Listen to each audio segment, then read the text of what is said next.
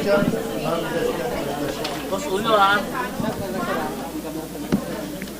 SP Cayetano, how do you move forward from this situation? You don't have the majority, but you said you have not been voted out because 13 has to vote against you. Someone described this situation as para raw po kayong hari na wala namang kingdom. Ano masasabi niyo? Okay. Even if may kingdom ako, never naman ako hari. So yun po ang, si ano yan, si Ronald Llamas.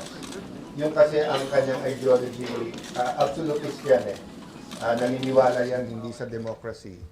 Alam nyo po, hindi tayo pwedeng maniwala sa democracy, tapos when it gets messy, umaangal tayo. Diba? It's just like freedom of the press, diba? Do I always like what you report? No, but I have to support you. Can you imagine a Philippines without media? So that's why we went silent or went quiet nung Monday. Because ang Senado na kinokontrol ng Malacanang ay hindi tunay na Senado. And you saw how they did it, di ba? May mga behind the scenes dyan, kaya sabi ko nga, res ipsa loquitur. You read between the lines kung ano nangyari. But what is the reality? The reality is, I was elected by 13. The Constitution, the Senate rule says, hindi ka pwedeng palitan kung hindi 13. So wala silang 13, so wala silang quorum. Kahit anong iimbento nila sa kanilang justification, hindi totoo yun. Pangalawa, even assuming may quorum sila, 13 para tanggalin ang Senate President pro tempore. Even if natanggal nila, kasi yung all seats vacant, nung pinukpok pa lang, natawa na ako, hindi alam ni Senator Win, you cannot declare all seats vacant with 12. You can declare all seats vacant below the Senate President and Senate pro tempore with 12. Pero hindi pwedeng Senate President. So dapat ang pinukpok ni Senator Win is that the motion is lost. Kasi 12 lang eh. Kami, nung nag-declare kami all seats vacant, 13 kami. Kaya pwede. Okay. So having said that, democracy is messy. But we have to embrace the democracy. We have to embrace. So sabi ng Constitution, walang political dynasty. Pero may political dynasty sa Pilipinas. Ibig ba sabihin, sunugin na natin buong Pilipinas? So sunugin na natin ang Senado because hindi nila gusto kung sino majority, kung sino ang Senate President. Pag sila nag-walk out, okay lang. Tignan nyo yung post ni Bam Aquino. Pag nag-walk out, para sa bayan. Pag kami hindi dumating, ayaw magtrabaho. O ano sabi nila? Ayaw namin magtrabaho. Sabi nila, maiipit yung mga general sa CA. Sabi nila, kawawa yung mga pasyente sa ospital, kawawa yung mga estudyante, etc. O nung nag-session sila, may 12 sila. Sabi nila, may quorum. Anong ginawa nila? Nag-CA meeting ba sila? Technically, they can have a session till tomorrow. Hindi. Nag-adjourn sinidi. O, pinasaba nila yung, yung sa ospital, sa pasyente. Nasa agenda yon, pwede nila pa. Hindi nila pinasa. So makikita mo, they're talking about power. We're talking about what is right. Yung katotohanan. Napansin nyo kanina, if they attended today, then na-test nila yung credibility. Ito ang ayaw lumabas. Diba? Why would you call, ang nakalagay sa rules dito, kapag ka may problema ang security ng Senado, you can ask law enforcers, pati police for help. Kita nyo gano'ng kadaming police na sa labas? Saan ka nakakita, Secretary of DILG ang ipapatawag? So, si Senator Win wants to be Senate President, but he's exercising all kinds of immaturity to our democracy. Papayag siya, 12 lang. Papayag siya acting SP, samantalang nakalagay dito, you can only have acting SP pagkapatay na o walang SP. Papayag siya na ang tatawagan niya, Secretary of Interior, para dito. Anong image ng Senate?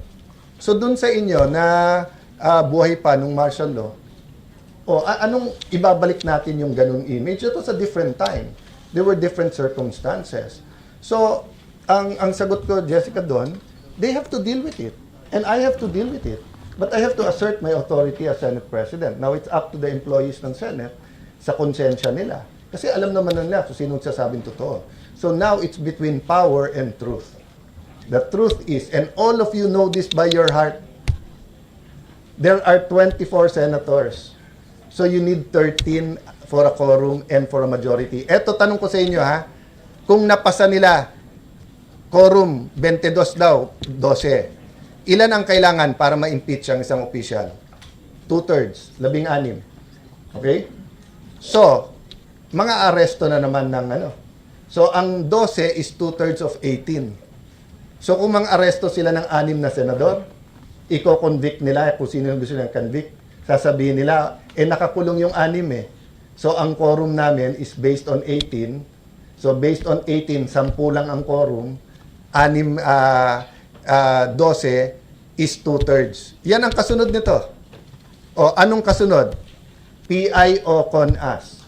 So, hindi biro yung kasunod doon. Hindi to labanan ng si Soto o si Cayetano, si Gatchalian o si Cayetano, ang Malacanang at Senate. Hindi po. Future ng ating bansa ang at stake dito.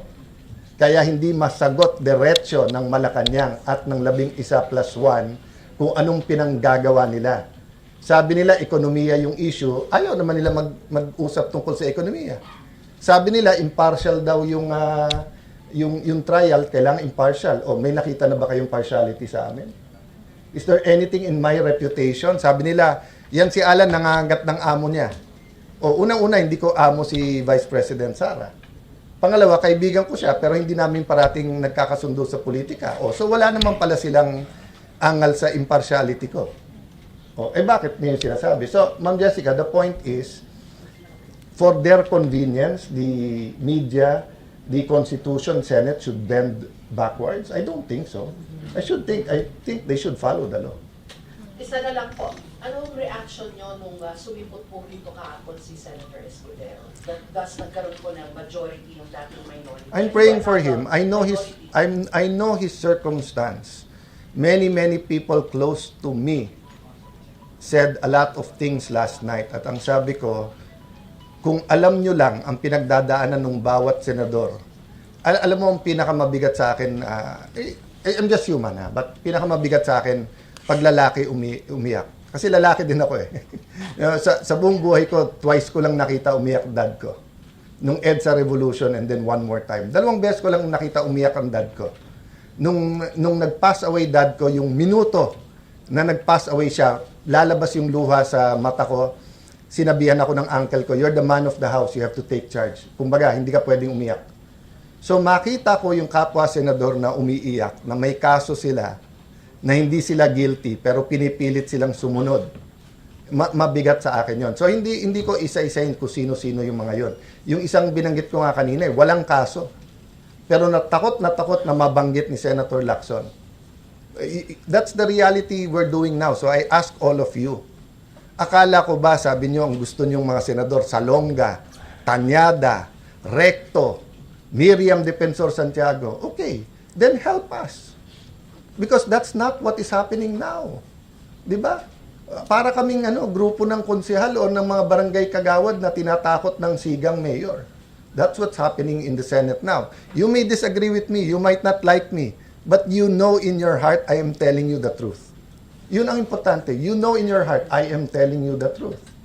So that's my reaction. I'll keep to myself my feelings. But I tell you honestly, Jesse, I will be praying for him. I love him as a brother. Alam ko yung pinagdaanan ni Hart. Alam kong ama siya na yung nagtatanong yung anak niya anong nangyayari. So I'm praying for him.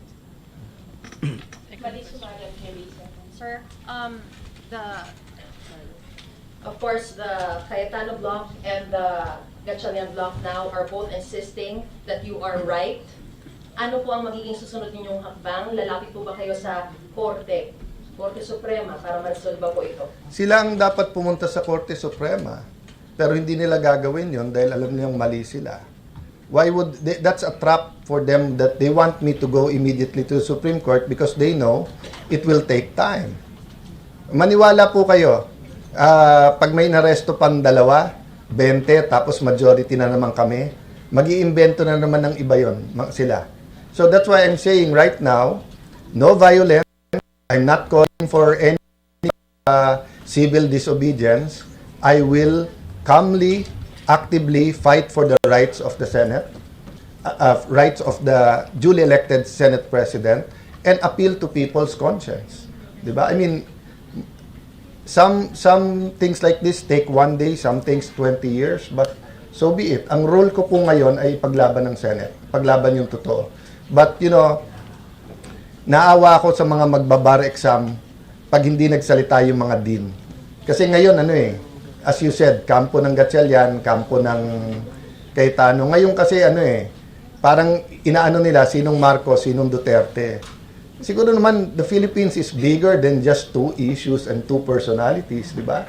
We can start deciding what's right or wrong per issue na hindi ka nababash ng kalaban o kakampi mo. Di ba? Yun ang problema. Senator.